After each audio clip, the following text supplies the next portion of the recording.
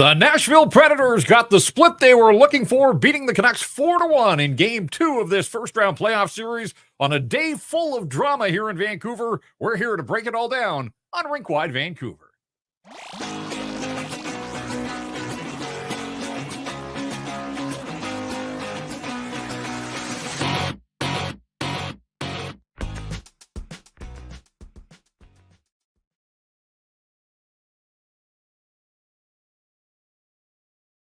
Space here in the city. The Wall Center offers 30 unique rooms, from small conference rooms to grand ballrooms to the Constellation floor, 34 stories above the city with incredible views and an outdoor patio space. Consider the Wall Center for all of your conference and events needs. Email them sales@wallcenter.com. Rink Wide Vancouver, a presentation of the Applewood Auto Group. It's all good at Applewood. Jeff Paterson joined once again by Irfaan, Gaffar, and Irf after the emotion, the excitement, the celebration on Sunday.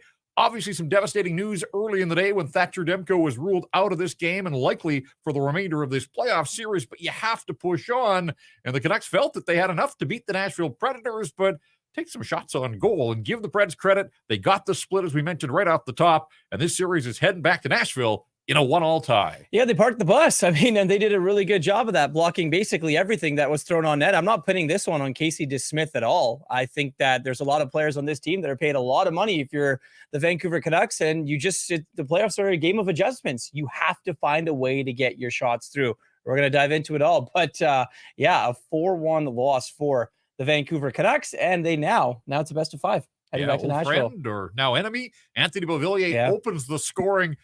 Just as the chants of Casey DeSmith were breaking out at Rogers Arena. And, of course, a ton of pressure on him as the backup thrust into the starter's role as he was for much of that 6-week run when Thatcher Demko was out after the knee injury on March the 9th. This is different, though. This is playoff hockey. DeSmith came into the night with one playoff start, a game that he didn't get through back with Pittsburgh a couple of years ago. This time, again, you know that he wanted the opportunity, but he also wanted to make the most of the opportunity. And a minute and 11 seconds in, a high tip from Beauvillier on a Philip Forsberg shot.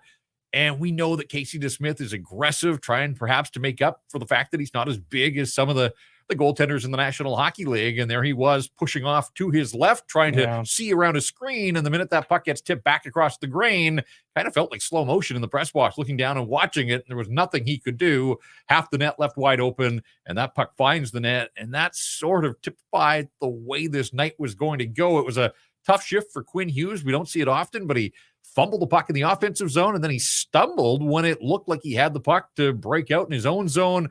And it was that misstep by the captain. And again, you don't see those very often, but unable to get the puck out of the zone, it worked its way back around Forsberg with the shot, and there was Beauvillier to tip it in. So Anthony Beauvillier, who was robbed by Thatcher Demko, and some thought maybe that was the play where Demko was injured. He finished game 1, but unable to go, and we'll certainly dive into that storyline and its ramifications moving forward here. But as we continue to break this down here on Rink Wide, you know the drill by now. We want to hear from you.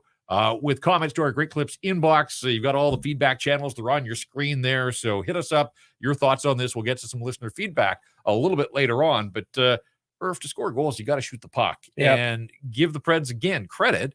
They held the Vancouver Canucks under 20 shots on goal. Both teams. I mean, they combined for 34 shots on goal. I think Winnipeg and Colorado had that many goals the other night. It felt like Carolina had 110 shot attempts against the New York Islanders. And here were the Vancouver Canucks held to 4 shots in the first period for a second straight game. So, trying to feed off that emotion and channel the energy in the building. And the Canucks just kind of petered out. First period tonight, 2 power plays and a partial power play. And so much of the talking point coming out of this game is going to be the missed wide open net opportunity on the power play at the buzzer in the first period by Elias Pettersson. He had to find a way to put that puck in. Well, I mean, it's not just that. I think that this goes back to the late stages of the season, basically after the All-Star break. I think if we're really going to be serious about this, Elias Pettersson, it just looks like he's lost confidence, right? He's not shooting the puck like he used to. He's not driving play like he used to, or we're used to seeing here as covering the team and as fans. And when you're getting paid that kind of money and you sign the contract and you do all of that and you have 0 shots against the Nashville Predators in a playoff game, I think there's something there for that. It's something that needs to be said. I don't know if he's battling something. I think at this point, obviously, we can assume that everyone is going through something, but for Elias Pettersson to even some of the passes that he was making, Jeff, like into sticks of guys, shots just right into the shin guards of some of these guys. You're that good. You get paid a lot of money. You need to be able to figure it out. And that's not just on him. That's on Brock Besser. That's on JT Miller. That's on Quinn Hughes. That's on all of their top guys. Figure it out. You need to find ways to get pucks to the net. And if they're blocking you, they're getting in front, get down low, do different things. You have to adjust your game. And the Canucks didn't do that. Pettersson had 9 shot attempts. So this idea that, he's reluctant to shoot, you watch it in real time and he double clutches all the time. And yet he did put 9 pucks towards the net and couldn't hit the target once. And the glaring one was the empty net there. In fact, there's an incredible screen grab of JT Miller with his arms in the air, thinking that Pettersson it was just an edge that he was going to score the goal there. He didn't. And, hits the side of the net again. The radar needed to be recalibrated, whatever the case, but it was there for the Vancouver Canucks. And, we can talk about puck luck, the shot attempts on this night, 84-36 in favor of the Vancouver Canucks. And yet the Predators blocked 32. So guys were manning up there and getting in front of shots and a lot of good sticks. I thought the Predators did a really good job of getting sticks into shooting lanes. So it's not always, sacrificing your shin pad. Sometimes the shot blocks come with good sticks and active sticks as well. I thought the Predators did a really nice job of that. Whatever the case, the Vancouver Canucks get 1 goal. It came late in the second period from Nikita Zadorov, his first of these playoffs, obviously. Cole and DiGiuseppe get this, and it was a good fourth-line shift. Yeah. It was, and the Canucks buzzing around, trying to make something happen. Again, if you're looking for other turning points, late in that second period, JT Miller with the slap pass, Petey in front of the net, pinballed around a little bit, ultimately off the post behind UC Saros, but not in the net. And so just 1 goal for the Vancouver Canucks. Canucks scored twice in a 12-second span in Sunday's opener. Preds got 2 goals a minute and 35 seconds apart. Philip Forsberg putting some big league moves, coming out of the corner away from Noah Juleson and dekes Smith down and then goes up high. And then moments later, North fans Colton Sissons with Elias Pettersson in tow, but going hard to the net. The rebound to the Beauvillier shot. Anthony Beauvillier with a couple of points, Philip Forsberg with a couple of points. And, as you look now, 2 games into the series, nothing for Elias Pettersson. JT Miller has a second assist on the empty netter the other night, and Brock Besser with a helper as well. So that's 2 points from really your top 3 forwards. When you look at what Forsberg's been able to do, the other night, Nyquist was in on the scoring. Yossi picked up point the other night as well. Bottom line is playoff time. You need your best players to show up. They're without one in Thatcher Demko, and they still should have had enough to mount more of an attack. So much of this comes down to a power play, an anemic power play that was 0 for 4 tonight, and more than 0 for 4 or just 3 again. This is the story of the night. Put pucks to the net. They generated 3 shots on goal in 8 minutes power play time. Well, they just passed the puck around. We've been saying this for so long. Connor Garland, it's a 4-on-4. Connor Garland is basically the shooter at the 3-point line that nobody goes and guards. They say, well, do it. Take the shot because we know you're not going to. And they're giving him that shot every single time. So basically it becomes a 4-on-4. And they're looking for the perfect pass. Quinn Hughes is looking for the perfect pass. Elias Pettersson was on the other side this time. JT Miller was on the right side of that power play. And still, nothing changed, right? Quinn Hughes is quarterbacking and trying to get guys, trying to move in front. Maybe Dakota Joshua in front of the net on that first power play unit. Maybe Elias Lindholm there doing something, change up the bumper positioning. But Brock Besser scored a lot of goals on the power play. I've talked about this a lot. Yep. Brock Besser scored a lot of goals on the power play. And where were a lot of them, Jeff? In front, in tight, getting pucks to the net. It's like you mentioned, it's anemic. It's a problem, especially in the playoffs.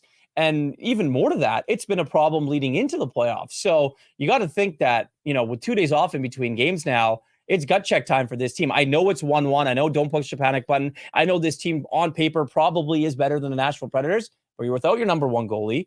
Your superstar center isn't producing, -3. JT Miller hasn't really been producing either. You look at Brock Besser, okay, he was okay at a couple shots on net. And Quinn Hughes is going to do Quinn Hughes things, but on a night that he was off, like he kind of was in game 2, you're done. Yeah, there were a couple of things we talked about Pettersson and the empty net there at the end of the first period. JT winds up for the big one-timer late in the second. The stick explodes. Again, there were just sort of tells that maybe this wasn't the Vancouver Canucks night. I don't want to detract from the Nashville Predators. Again, one of the hottest teams in the NHL down the stretch. They came into this thing knowing that they could give the Vancouver Canucks a fight.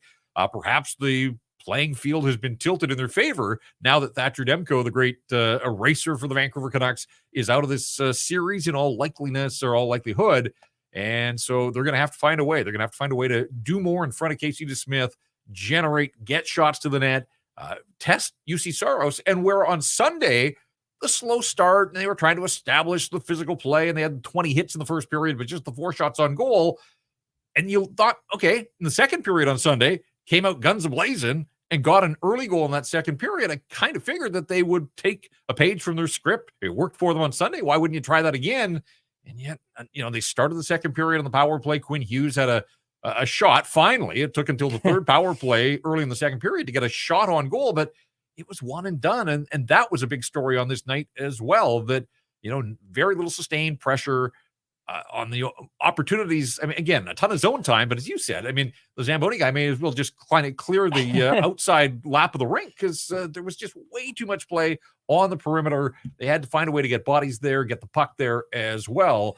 And so now Nashville goes home feeling good about things, feeling confident. Their best players have left more of a mark on this series. The Canucks are reeling with not just Thatcher Demko, but a mystery injury or ailment to Tyler Myers, who was a late scratch, and nobody saw that coming after the morning skate when Rick Tocchet said, nope, only lineup change would be to Smith for Demko. So somewhere along the line, Tyler Myers unable to play for the Vancouver Canucks. Noah Juleson steps in, takes a couple of penalties.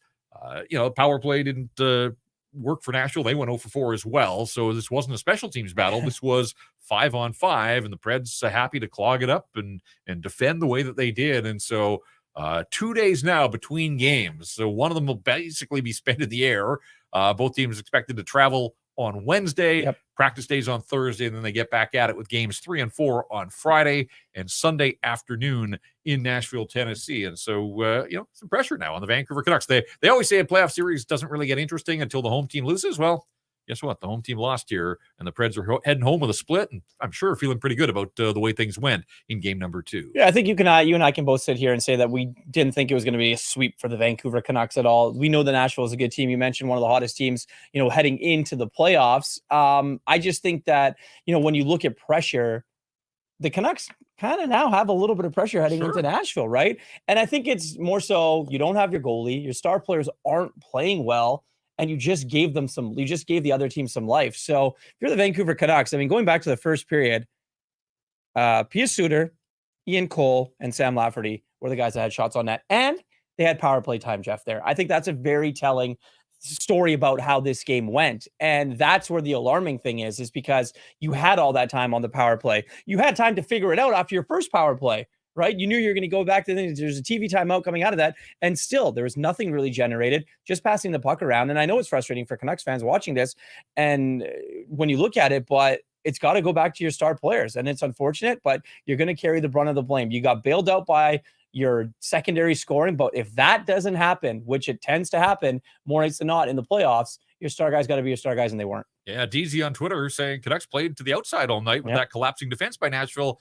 Again, I want to give Nashville credit. They've got some big bodies back there. Jeremy Lauzon, Alex Carrier, obviously Luke Shen, and they're standing their ground in front of the net, making it hard for the Vancouver Canucks to get where they wanted to be. And so it takes, there's two teams out there. Obviously, we're looking at it from a Canucks standpoint, but I thought the Predators did a lot of good things. And again, right now, their top-end guys leaving more of a mark on this series. So I'm with you. Like, there is pressure. Absolutely, there's pressure on Elias Pettersson. 1 goal in 15 games now at the wrong time of the season. And again, not looking dangerous. Like, that's an absolute concern. You mentioned Pius Suter. He had that chance off the end boards early on. Yeah. Saros made a terrific save there as he got across from his left to his right. Watching it from my vantage point in real time in the press box, it was at the far end of the ice, and I wasn't sure ultimately where that puck went, but with the replay, that was a terrific save by UC Saros getting across to stop Pius Suter. So, there were chances, and then as you mentioned too, like Colton Sissons takes the slashing penalty on Brock Besser. Canucks don't do anything with it, and then the Preds take a too many men on the ice penalty right back to the power play. So 4 power play minutes early in the hockey game, and this is a power play that is spinning its wheels and looking a lot like it did down the stretch. And what's the common theme there? It's these top players that just aren't feeling it. And I just didn't think the captain had his best game either. Like, you can almost always depend on Quinn Hughes, and through 2 games, not for lack of effort, but and he had 2 assists the other night, but I just thought he kind of was scuffling along in this hockey game, and he can be better. He will be better, and they're going to need him ultimately to be better. Now they've got to, they have to win a game at Bridgestone Arena at the very least, and so they'll go to Nashville here, look to right the ship and try to get the win that they're looking for on Friday night. If not, you want to talk about pressure. They don't want any part of coming back home. No. We know there's going to be a game 5 here in Vancouver, but where will the series be when it returns to Rogers Arena? So, I think at this time of the year, it's fair to put it at the feet of all the best players, but certainly it feels like in our feedback channels already that it's 40 that's in the crosshairs right now. Well, and another guy, we've sat here and waxed poetically about him and how good he's been all season long. That's number 21, another complete no-show from Nils Höglander. He's got 24 goals. We said that he's a guy that players hate playing against. We've been told this by other players around the league. It's the way that he's on you all of the time, that pit bull little mentality of the way he plays the game. Didn't even notice him. Another Louis stat line. We joked about it after game 1. He had 1 hit. That's his only statistic. This is the Energizer Bunny that teams are supposed to be chasing around the ice. And this guy has been quiet as well. I know he's not at the same price point, so it's fair to level more criticism and have higher expectations. But as you said, one of the reasons the Vancouver Canucks had the season they had was because they got unexpected offense from a player like Nils Höglander. I agree. Like, the heat's on the top players, but through 2 games, that's a massive disappointment to me that he hasn't been in the middle of things, stirring things up, creating and forcing the Nashville Predators to sort of chase him around the ice. There's just been nothing. The ghost of uniform number 21. You're right. I'm having some flashbacks here. They need more from everybody, but that shocks me when I look at the final stat line. Only 8.5 minutes for Nils Höglander, not a single shot attempt, and just the single hit in this hockey game. Yeah. So, that line, they started with Lafferty the other night, Ilya Mikheyev tonight, and basically the same result. There's just nothing going there. And so really going to be interesting to see if Rick Tocchet has to reach deep into his bag of tricks, and playoff hockey, all about adjustments, an extra day between games here to think about things. But I do wonder, are we going to see some new looks from the head coach when the Canucks hit the ice for game 3 on Friday? He went to the lotto line a couple times in game 1 early off offensive zone draws. In this game, he went to the lotto line with 12:43 left in the third period. And I think that was telling of the desperation of how this team was getting, or maybe just the way that they were playing and everyone wasn't going. But to me, I think that is telling of kind of what he thought about his team's game, that they didn't reunite them quicker. Maybe he wanted guys to try and get going on their own. But unfortunately, it's the playoffs. You would like to see it earlier, but I get it from maybe his standpoint, Jeff. You load up that top line. If nobody else is going, then you're kind of screwed down the middle, to be honest. Chat says, love how quickly the show comes on and all the video too. Not an easy production, but man, it looks good. And we got a cast of thousands working behind the scenes that you don't see, but we're having a ball doing this. We're looking forward to doing it each and every night. I'm heading to Nashville for games 3 and 4. So we'll bring you live coverage from Bridgestone Arena as well. We've got Mike on YouTube says, systems fine in general. Canucks were off in their execution. A lot of chances, empty nets that they should have hit. I suggest players do some shooting practice. Yeah, I mean, that's the other thing, too. We saw Rick Tocchet. He said he wanted to practice on Monday, but just reading the room and the sort of emotional toll that the first playoff victory for a lot of these guys in their Stanley Cup playoff history and home game and everything else, he just thought that rest was better for this team on Monday. But again, a travel day on Wednesday. I think there'll be a full practice on Thursday. So maybe we'll get an indication of the way Tocchet's going to line up. But I am curious, like, what does practice look like? What do you work on? Just putting pucks on the net? Like, it's just that shooter.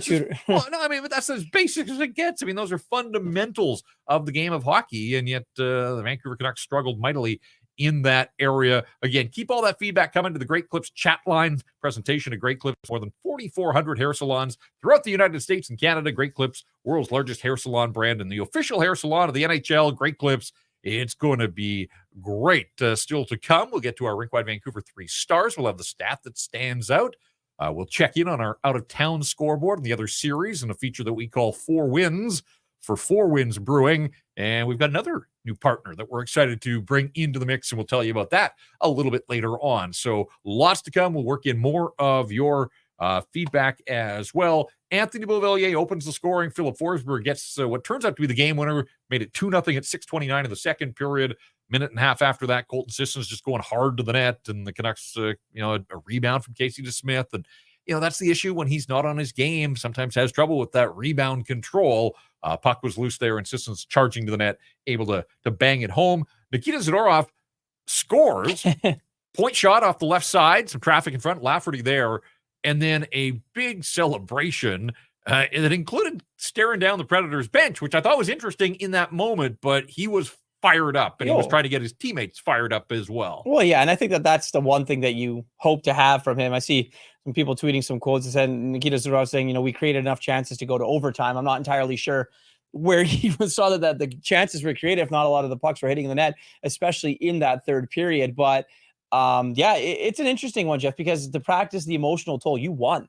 Like you won that game. This is a 7-game series. Don't get me wrong. I give the fans all the credit in the world. They showed up and showed out on Sunday at Rogers Arena. It was an amazing atmosphere, and they did it as well. Yeah, like Ryan Kessler cranking the siren, Kessler's kid at center ice, like the chance for Casey DeSmith early on. Like it was when DeSmith got introduced as the starting goaltender, like the place popped big time. Like crowd wants to get behind this guy. They wanted to support him and show him some love, and unfortunately, the team didn't respond and do a whole lot to earn that kind of praise from this fan base that's just so hungry for results. And again, it could very well be a long series. I'm a believer, especially, look, the Preds were a 99-point team. We talked about the fact that since Christmas, they actually had a point more than the Canucks. Like, I'm not surprised that Nashville got the split here. And I kind of figured going into the series that the Canucks would have to win at least one game at Bridgestone Arena. So that's where we are right now. If the Canucks, they've lost home ice advantage, but the series is even as it shifts to Tennessee. And again, it'll pick up on Friday and then Sunday afternoon. It is interesting, though, in the feedback channels, as I look at them, the word hope is there, and not like I have high hopes for the Vancouver Canucks. It's I hope Elias Pettersson can get going here. And that's kind of where we are with this guy. And forget the contract for the time being, and the new contract hasn't kicked in.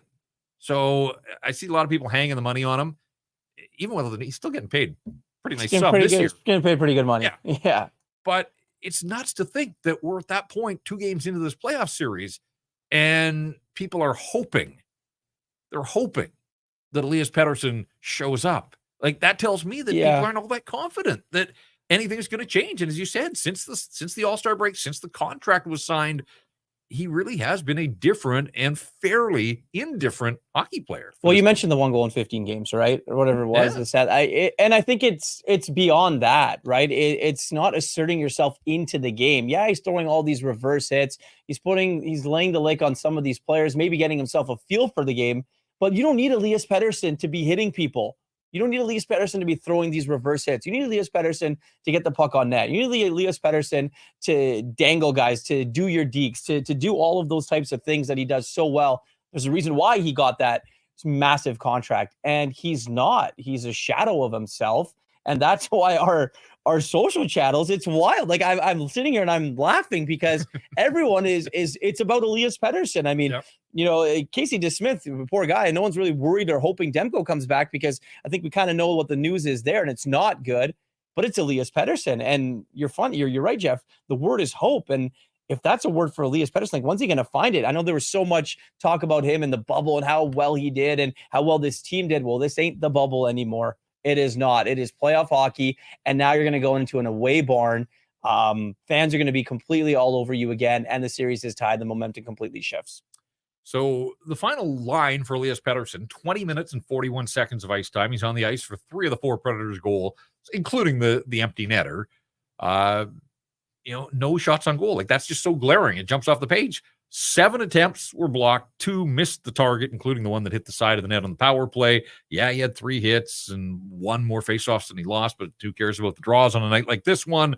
The Canucks were dominant in the faceoff. The Canucks were dominant in a lot of statistical categories, but the one that mattered the most, the big jumbotron there, high above center ice, 4-1 Nashville. And so the Vancouver Canucks have their work cut out for them. JT Miller, 22 minutes and 19 seconds of ice time, 10 shot attempts. Like, again, you want JT Miller with the puck on his stick in shooting positions.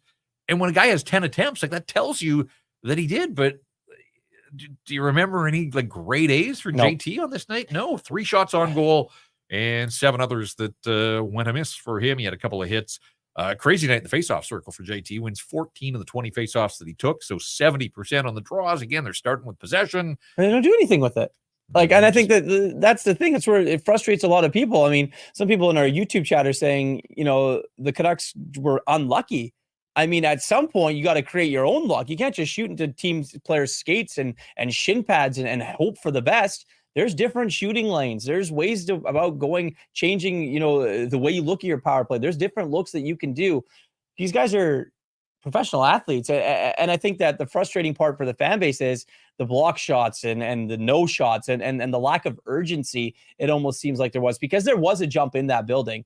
And for the Canucks, all the talk about how good it was from game one and, the U2 coming out and everything like that. And Ryan Kesler, there was just no jump from the team. And I think that from that aspect of it is where the frustrating thing comes in. Needed Ryan Kesler in the lineup. I know the hips are an issue, but he looks good still and coaching his kids' team and out here trying to sort of relive the glory of that series against the Nashville Predators way back when. But they need a Ryan Kesler at this point heading to Nashville to step up and step in and take the series over. Brock Boeser just one shot on goal. I think that was the one with about 6 minutes to go right off the faceoff. A pretty good look there.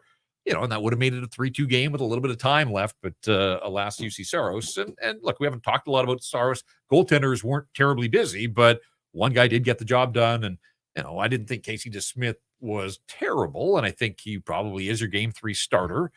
But this team should have enough in front of Casey DeSmith to still, I think, defeat the Nashville Predators. But again, you got to test UC Saros, and that was the big disappointment for me was, okay, so a bit of a sluggish start. They couldn't feed off the crowd in the first 20 minutes, but like, where was anything in that second period? And again, it just took way too long to get going for the Vancouver Canucks. Keep the feedback coming to us here on all of our feedback channels at Rink Wide Vancouver. You can see them on the screen here, and we will continue to incorporate your thoughts on this hockey game as we move along here. Mike on YouTube saying, would it be crazy to swap the two Eliases?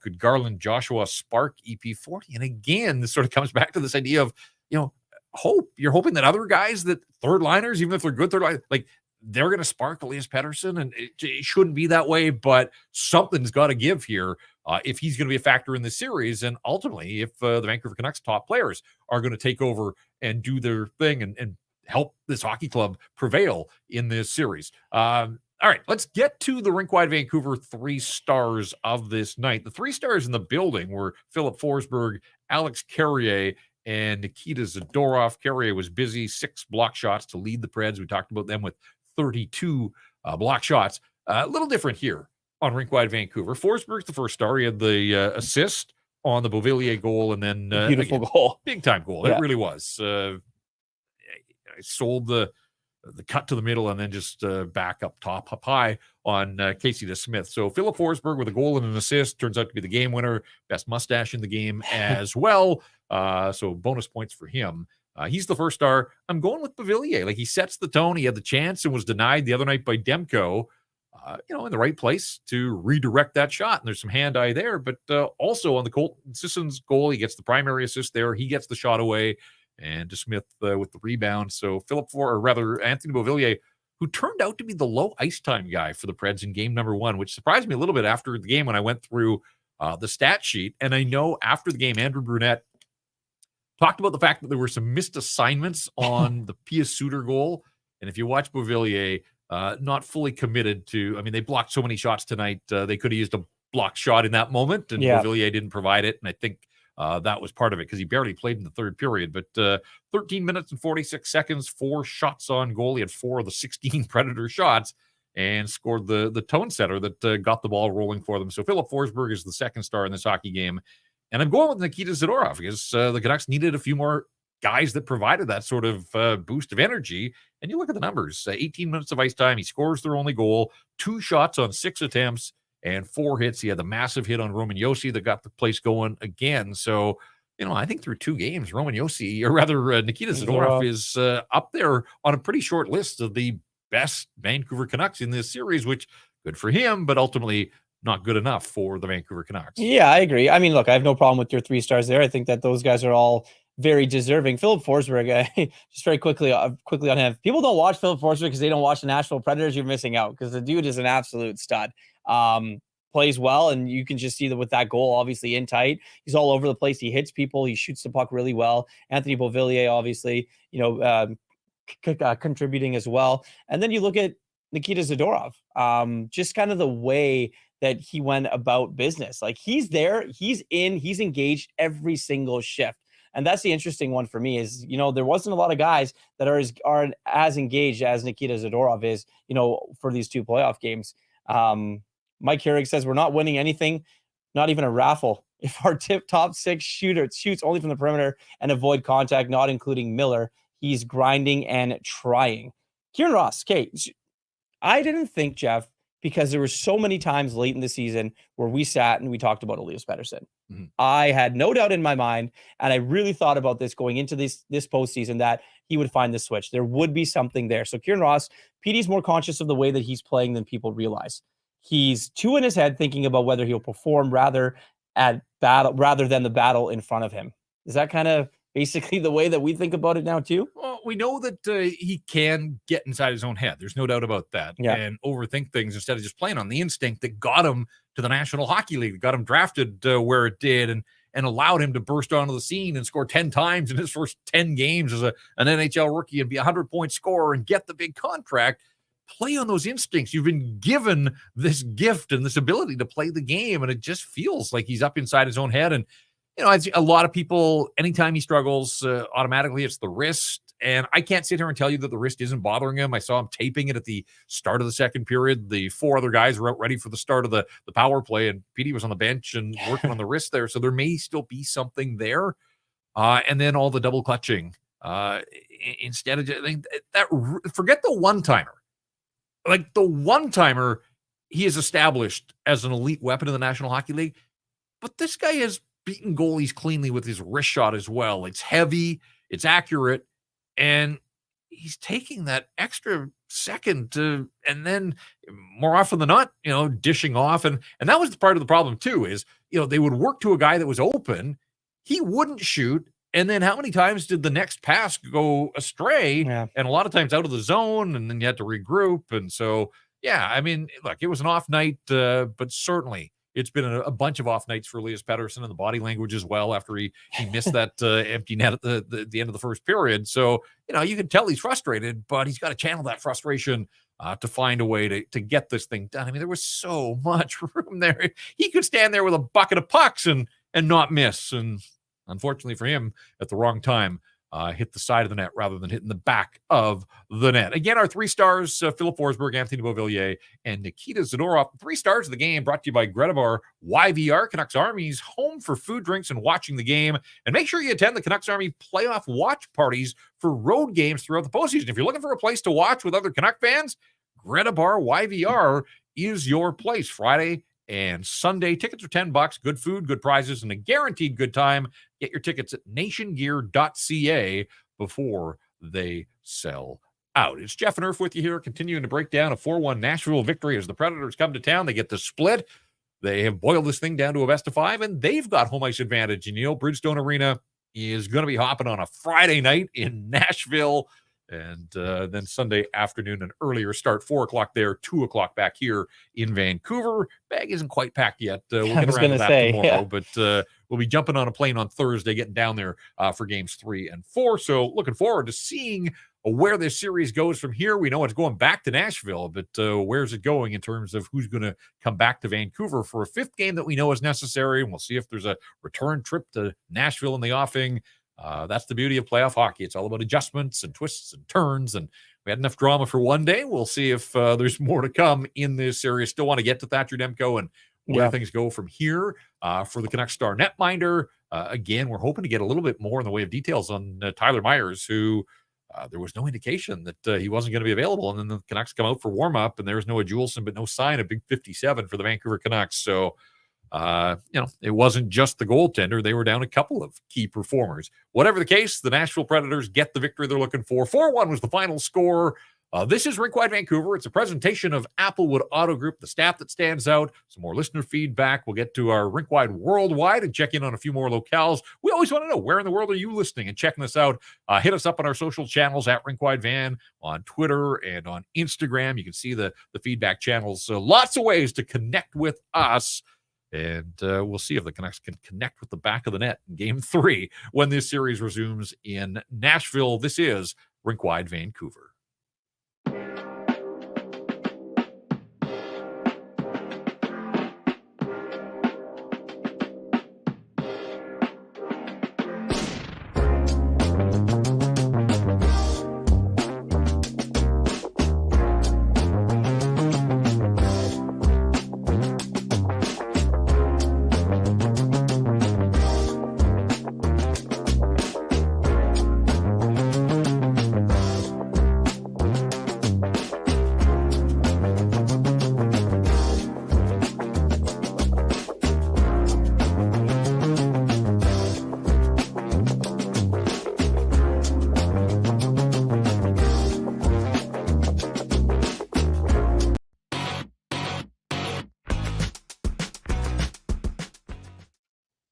We are back on Rink Wide Vancouver, 4-1 Nashville over the Vancouver Canucks. Game 2 of this series, 4-2 on Sunday for the Canucks, 4-1 here for the Predators. So Nashville outscoring Vancouver 6-5, and games have both been tight. You can sit here and say that it could go either way. So maybe it's fitting that there's been a split to this point in the series, and we'll see how it progresses from here. This portion of Rink Wide Vancouver, a presentation the Vancouver Canadians, and Canadians baseball is back of the mat. Catch fireworks, giveaways, Friday nooners, superstar appearances all spring and summer long. Get your tickets at canadiansbaseball.com. The C's are at home right now. Don't miss the nooner at the Nat on Friday the 26th or Family Fun Sunday on the 28th. For tickets, call 604-872-5232 or go to canadiansbaseball.com. And I know that Rick Tocchet lamenting the missed opportunities for the Vancouver Canucks. And again, he can put systems in place for this hockey club, but the execution comes down to the guys on the ice. They're paid well, compensated well. This is what they do for a living. When the puck is on their stick in a shooting position, they've got to find a way to challenge UC Saros.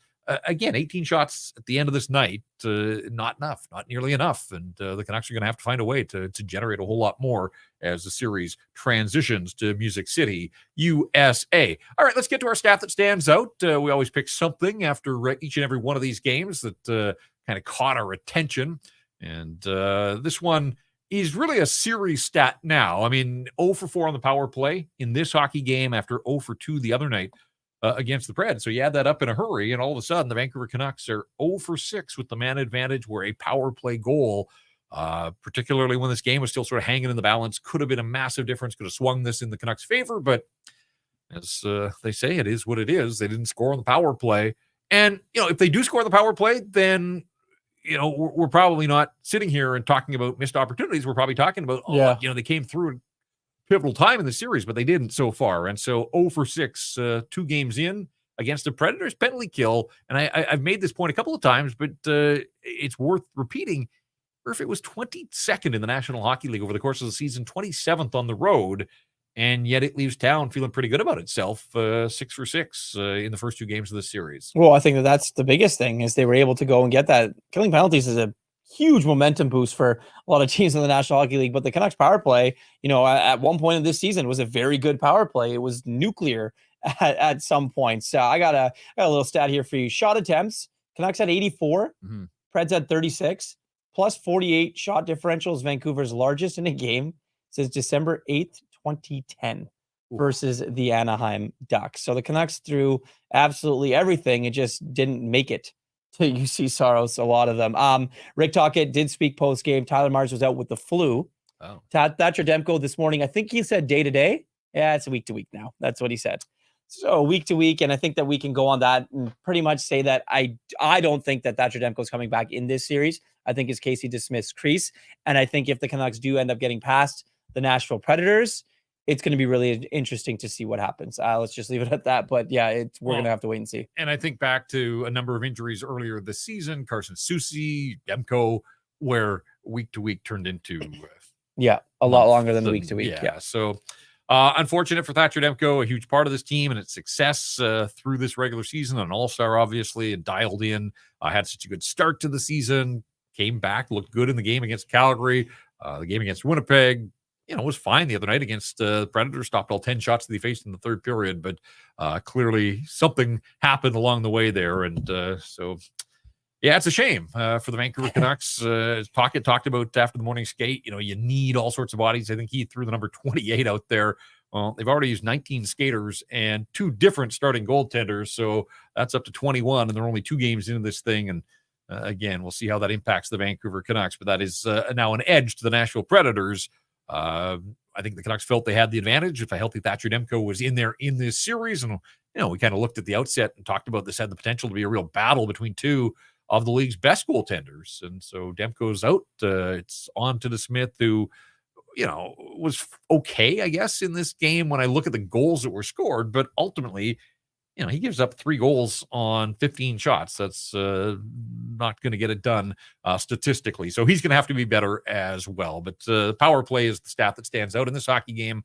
0 for 4 tonight, 0 for 6 in the series. And the stat that stands out is a presentation of the fine folks at Fountain Tire. And as we head further into spring, ask the Fountain Tire experts about their seasonal car care package to keep your vehicle in top shape. Find your nearest service dealer at fountaintire.com. I got an interesting quote here I want to read from Rick Tocchet of what he said post-game. So he said, "Petey's a young kid. This is his first taste of pressure. This is good for him. He's got to learn. He's got to dust himself off and be ready for game 3. I think he should have dusted himself off and be ready for game 1. How about game 68? Yeah. 67 or... I mean, 74. I get what the coach is trying to do here. And, Rick Tocchet is very good at that. He picks his spots as to where he's going to talk about his players and things like that. But it's the interesting one because to me, it's the first taste of pressure, the playoff action. We talked about the bubble and how good he was and things like that. But yes, for a lot of these guys in this core group, this is your first taste of big playoff action. Yeah. I mean, I get that he's not experienced in the playoffs, but this is a guy that performed in the Swedish Hockey League playoffs and was the MVP of the playoffs over there as I think still a teenager. Yeah. He's 25 now. By NHL standards, that's not young. Nope. Like, he's played 400 games. Does he have this vast resume of playoff hockey? No, he doesn't. And that's not necessarily on him. I mean, that's just where the organization's been for the last bunch of years. But I find the word young gets thrown around, and I don't want to get hung up on the use of young. I get where Tocchett's coming from and what he's trying to do there. But by today's NHL standards, 25 is kind of the start of your statistical prime. This guy's been around the block. Connor Bedard's young. Yeah, exactly.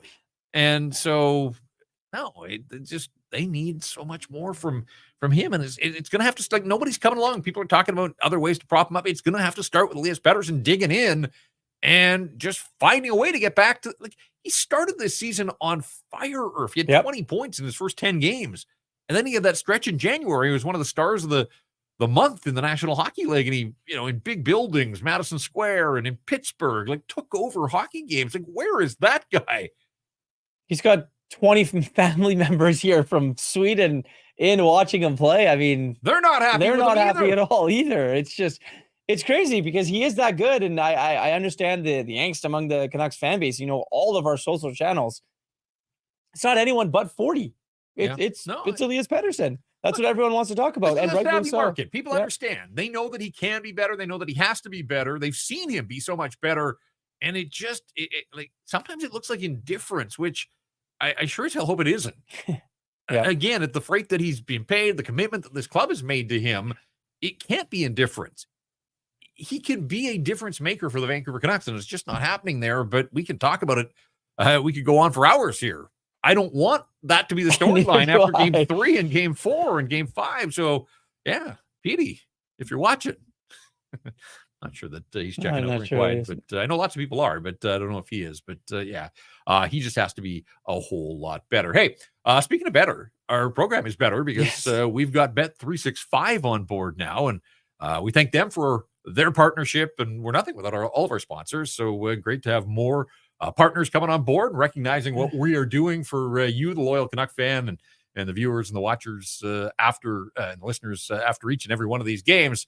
Yeah, what did we miss? We're thrilled to welcome Bet365 as our sports betting partner, Jeff, just in time for the 2024 playoffs. We'll be here with Bet365 to provide you all the news, analysis, betting lines, betting options for the playoffs until one team is left standing in June. So I took a look before the game at some of the odds heading into it, and we went with like kind of an anytime goal scorer type of thing. So Philip Forsberg, anytime goal scorer, he actually was the highest favorite. So he had the best odds to score a goal. And meaning that you weren't going to make that much money if you bet him to score a goal, and you were the Nashville Predators on the money line. That was some good value there.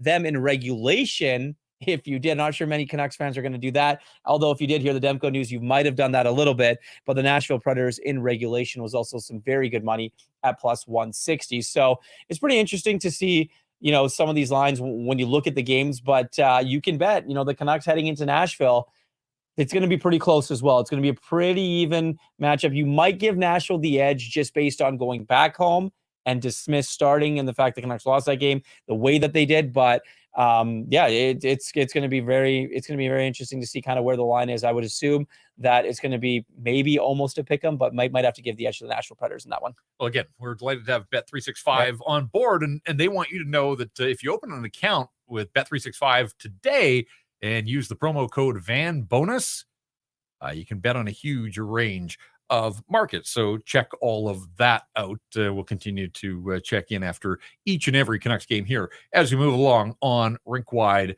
Vancouver. But we'll get to our Rink Wide Worldwide segment in a moment as well. We'll find out who's been added to the map. I know that we got a fair bit of feedback between games 1 and 2 from people that were listening in. I'll have an update on Lily, who was on that cruise from Miami to Portugal. They're getting close. Cruise isn't in port yet. So hopefully Lily is still with us here. But we're charting her progress as we chart the Canucks and their efforts as well. Wednesday's going to be a travel day. So no ice for the Vancouver Canucks. Rick Tocchet will do some media in Nashville. They'll have a night to think on it, a long flight. And we'll get a little bit of an update perhaps on Tyler Myers and some others. But nothing locally here. Yeah, I thought for a sec maybe they would skate and then fly, but it's a long flight, long trek. When you look around some of these other series, the Battle of Florida, Rangers in Washington, those are. Murph had a pretty good graphic. It was the Canucks to Nashville. That travel is more than all the Eastern teams combined. Yeah, it's incredible. So, and I wonder if they go there and skate, or is it just in a veil? Maybe they do get the lot because Nashville. I think Nashville came this way and skated. But with 2 days between games, I think it's just a travel day. Yeah. Try to clear your head, rid yourself of the memory of this one, and then I think there'll be a solid, a hard practice on Thursday. Ahead of Game 3 on Friday night.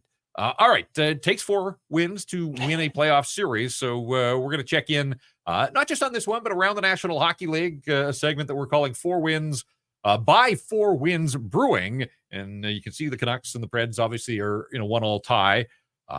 Good road win for the Colorado Avalanche. 5 goals, so 1 into an empty net, 4 on Connor Hellebuck. So you finally got some saves. Yeah, and good for Alexander Georgiev. I mean, talk about early pressure in the playoffs. It was on him, and he responded, and so did his team. So Colorado heading back to Denver in a 1-1 split there. Edmonton and Vegas got wins in the opener of those series. And then you look at the other ones. We had overtime for the first time in these playoffs. Carter Verhaeghe with the winner early in OT. So Florida with a 2-0 lead on the Tampa Lightning. Washington in a bit of a hole there, and I saw the coach was calling out Ovi. 2-0, the Rangers up on the Washington Capitals. Boston going to Toronto now after the Leafs got the split there in Beantown. And the other series, Carolina, up and in control. Was it 110 shot attempts? Yeah. The comeback. Crazy stuff going on. The Canucks with the 2 goals in 12 the other night. Hurricanes up the ante. 2 goals in 9 seconds to turn that game. So there you go. There's a handful of teams that are up 2-0 in their series. So they're halfway to those 4 victories that you need to advance to the next round of the playoffs. Again, we're calling it 4 wins, 4 wins. And it's great to have 4 Wins Brewing as part of what we are doing here at Rink Wide Vancouver as well. So it's family owned and operated out in Delta. You can check out the 4 Winds Brewing tap room and kitchen. It's located in the Tilbury area, serving beers, burgers, and their famous tacos every day from 11 a.m. to 8 p.m. We don't have to get them opening earlier than not 8. You don't need tacos at 8 in the morning. 11 a.m. to 8 p.m. the hours of operations there, and also 4 Winds Light Lager. In fact, you can see one of the cans behind me. You can ask for it at your local liquor store. Have some delivered right to your door through the online shop at fourwindsbrewing.ca. Be interesting to see who is the first team in this opening round to those 4 victories needed to advance. I mean, the Rangers sitting pretty, and I don't think there's much doubt that there is now a gap in the Sunshine State there. The Florida Panthers, I mean, good for Tampa, pushing them and taking that one. Did you see the save that Sergei Bobrovsky made? Oh, one of the best saves I've ever seen in my life. Like Demko Beauvillier, that got knocked down, like in terms of saves of these playoffs, like in a hurry, you've turned the page on that one, and just crazy around the world, behind the back, whatever you want to call it. It looked like prime Dominic Hasek with just an incredible save off Matt Dumba. You're going to see the highlights of that for the remainder of these playoffs. What's going to be a bigger story? Elias Pettersson here in Vancouver continuing to struggle, or William Nylander in Toronto? Will he play or won't he play? Because that's a pretty big one. That's been happening the last couple of games with the Toronto Maple Leafs. I mean, obviously the 1-1 heading back home, so it should be interesting. But obviously William Nylander, a very big storyline surrounding that team.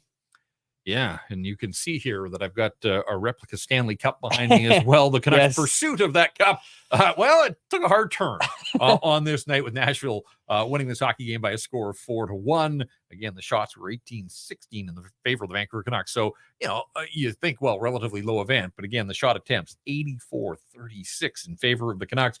18 on goal, 35 were blocked, and 31 Canuck attempts missed the target entirely. So I would think a little bit of target practice when they get back onto the ice on Thursday at Bridgestone Arena. All right, it is time for Rink Wide Worldwide. As we go around. I love this segment. Yeah, and there you go. Some new pins on our map. Gatineau, Quebec, so La Belle Province. We appreciate the support there. Yes. Down in Sacramento, California, over in Singapore. I had Scott reach out to me on one of our feedback channels in Bermuda. He was listening, probably wearing Bermuda shorts. I would imagine. Does everybody wear Bermuda shorts in Bermuda? I don't know, but probably wearing shorts. Yeah. So thanks for the support there, and Taiwan as well. So we'll just continue to drop these pins in as we go. And again, we want to hear from you. We want to add to these pins before the Canucks are done here, however long their playoff run goes. We want our map to fill up. So hit us up with where in the world are you checking out Rink Wide Vancouver? And again, outside of the Vancouver listing area. We know that we've got lots of Canuck fans here locally, but the brand is strong and a lot of ties. A lot of people, this keeps them in contact with the place that they grew up, and they want to feel like they're a part of it here at playoff time. You can only put 18,000 in the building. So keep the feedback coming to all of our feedback channels. Where in the world are you checking out Rink Wide Vancouver?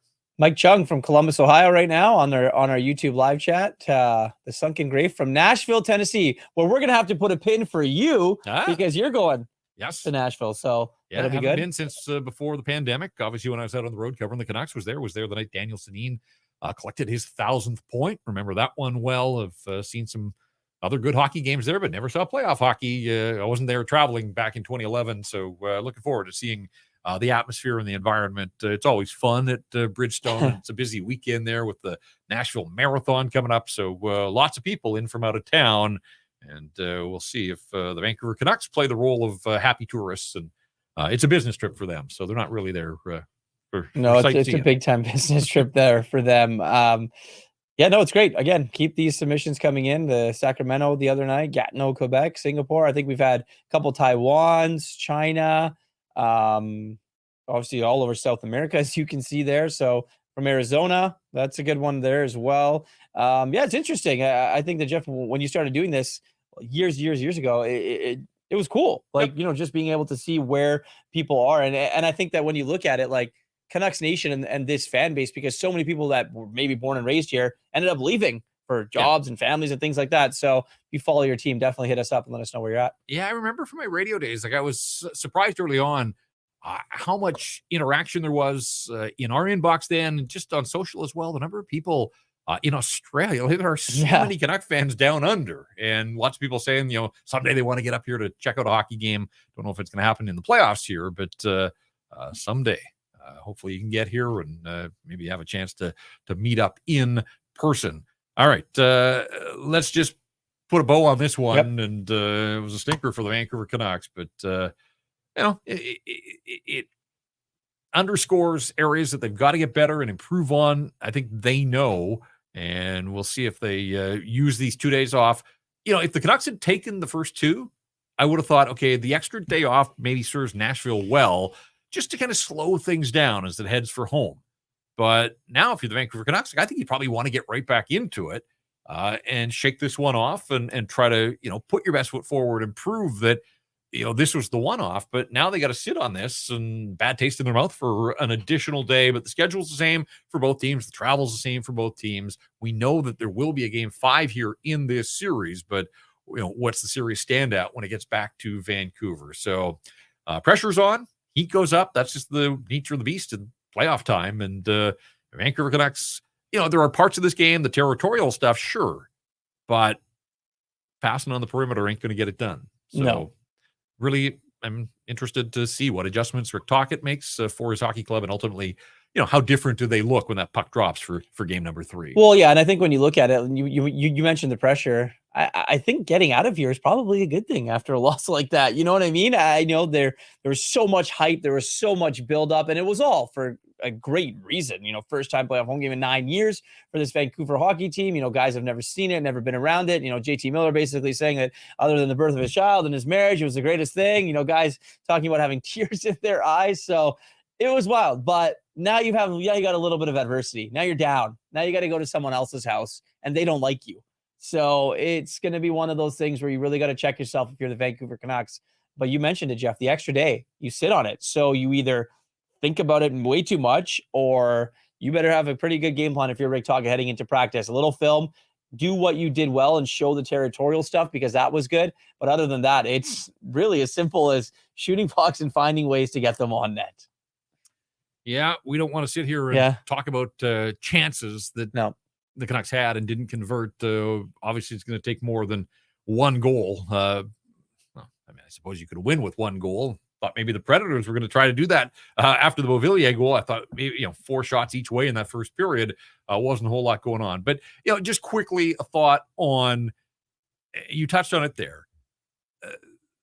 The atmosphere, the environment, like it has been so damn cool to have playoff hockey back in Vancouver. Just way too long between games. I mean, a lot's been made of that. And again, I thought the crowd was every bit as good and every bit as raucous early on, but they wanted to be rewarded by the home team, and they weren't in this one. They were in game number 1. But, the Preds have opened the scoring in both of these games, too, and that was sort of the bread and butter for the Vancouver Canucks on so many nights through the regular season. Both teams were out there trying to get that first one. It took Nashville a little longer in game 1, but, 71 seconds in this hockey game, and it took a little bit of the air out of the building, but again, the Canucks fans rallied and wanted to support DeSmith and his team and urged them to try to get them back into this thing. It wasn't to be, but as you said, like now it's the Predators fans, now it's the Canucks that go on the road, hostile environments, things that they didn't have to deal with in the bubble. And so we'll see what impact that's going to have on this Vancouver Canuck hockey club. And it all gets going again on Friday night. We'll be back with another episode of Rink Wide Vancouver after that one. We'll do it after Sunday's game as well. We do it every time the Vancouver Canucks play. As long as they go here in the postseason, we're going to be here with you and looking forward to the next episode already. But I think we'll call it a night, put a wrap on this one. Applewood Auto Group is our terrific presenting sponsor. Again, if you're in the market for a new vehicle or a pre-owned vehicle, start your search at applewood.ca.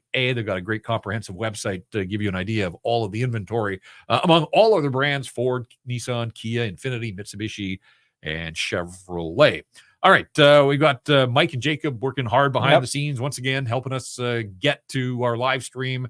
And we thank them for all of their support. It's been fun. It wasn't as much fun after this one. But we'll be here win or loss for the Vancouver Canucks. So we break it down regardless of the results. And I'm looking forward to checking in from Bridgestone Arena after Friday's game. Oh, absolutely. I think, as the listener and the viewer of this show, I think we're fortunate that you're going to be able to go there and, go talk to players after games, be in the rooms, cover practice, do what things that you're very good at doing. So I'm excited for that and excited to definitely hear your insight and your thoughts after the game and talk about the atmosphere there as well, and for you to be able to go there and feel it. I think it's just great. And I think our listeners deserve it. And yeah, it's definitely going to be fun. So I look forward to Friday afternoon. Yeah. As I said, I haven't been there since COVID. As I recall, there's some fun places to visit too. I was there for the draft last year. It was fun. Between the games, yes. Look, we do this here on Rink Wide, but we're under the umbrella of the Nation Network. Already at Canucks Army, all sorts of post-game reaction, the instant reaction from David Quadrelli. Wyatt Art's going to have the stanchies. He did a terrific job on Sunday, sort of in his own unique style, capturing the return of playoff hockey. So we'll see what he has after game number 2. And then all day tomorrow, fresh new content as this series shifts to Nashville. Canucks Convo with the Quads and Harmon in the afternoon. Zakaris and Price going live each day at 11:30. So lots of options to continue this Vancouver Canuck discussion in this playoff series with the Nashville Predators. Preds win 4-1. They even things up at 1 win apiece. Game 3 coming up on Friday in Nashville, Tennessee. For Irfaan Gaffar, this is Jeff Paterson. Again, thanks so much for your support. It means the world to us. It is Rink Wide Vancouver, a presentation of the Applewood Auto Group.